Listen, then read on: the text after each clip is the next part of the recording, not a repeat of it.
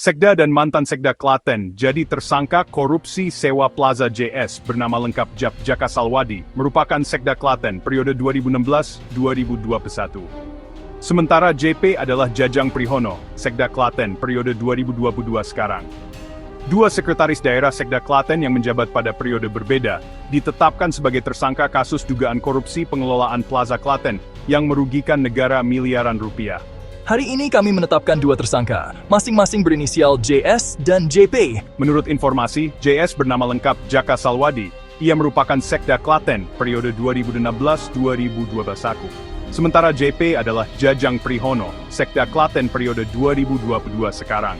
Tersangka Jajang Prihono langsung ditahan dan dibawa ke Lapas Semarang. Namun tersangka Jaka Salwadi tidak ditahan karena pertimbangan sedang sakit dan membutuhkan perawatan intensif. Satu tersangka belum kami tahan karena berdasarkan surat keterangan dokter, yang bersangkutan menderita sakit. Alexander merinci peran tersangka. Jaka Salwadi saat menjabat Sekda telah menetapkan perjanjian sewa menyewa Plaza Klaten tanpa melalui proses pemilihan mitra yang seharusnya. Klausul yang disepakati pun tak menguntungkan Pemkab Klaten. Klausul yang tidak menguntungkan itu antara lain, jangka waktu sewa melebihi ketentuan sewa maksimal 5 tahun. Tata cara pembayaran sewa dilakukan secara bulanan, dan pengenaan sewa hanya atas luasan yang terisi tenen. Begitu juga dengan tersangka Jajang Prihono. Pada 2023, selaku Sekda, ia bersama bos PT Matahari Makmur Sejahtera, menandatangani perjanjian sewa tanpa proses yang seharusnya, dan dengan klausul yang merugikan Pemkab Klaten. Sebelumnya, penyidik menyatakan kasus korupsi pengelolaan Plaza Klaten ditaksir merugikan negara Rp10,2 miliar. Namun, hari ini penyidik menjelaskan nominal berbeda yang sudah dihitung ulang.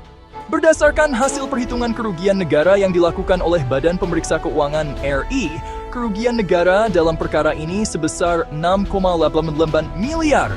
Kedua tersangka dijerat pasal 2 ayat 1 primer dan pasal 3 Jo pasal 11 UU nomor 2 2001 tentang perubahan UU nomor 1 tahun 1999 tentang pemberantasan tindak pidana korupsi, Jo pasal 55 ayat 1 ke 1 UHP.